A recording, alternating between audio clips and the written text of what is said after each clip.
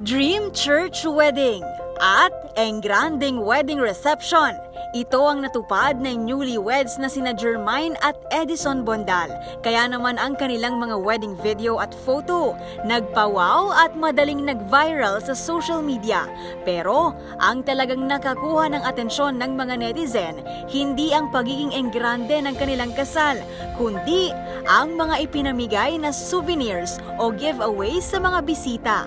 Talagang mapapasana all ka na lamang dahil ang inuwing souvenirs ng mga kamag-anak at kaibigang dumalo sa kanilang wedding walang iba kundi mga 18-karat gold necklace at mga luxury watch o branded na mga relo. Sino ba namang mag-aakala na umattend ka lang ng kasal nag-uwi ka na ng mga alahas na talaga namang hindi biro ang halaga. Nasa 100 guests ang nakatanggap ng mga mamahaling kwintas at relo.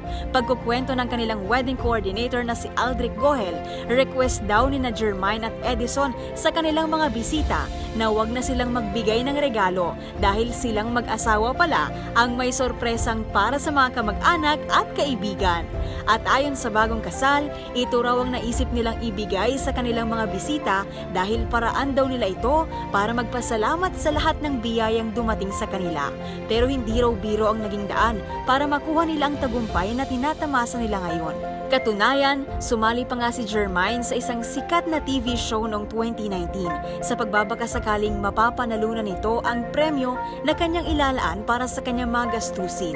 Bukod pa rito, nagtrabaho pa ito bilang OFW para suportahan ang kanyang pamilya at para matapos ang kanyang pag-aaral. Pero nagsimula ang pag-asenso ni na Jermaine at Edison noong nagsimula sila ng negosyo, ang pagbebenta ng luxury watches. Kaya naman ang kanilang tagumpay ibinabahagi nila sa kanilang mga mahal sa buhay.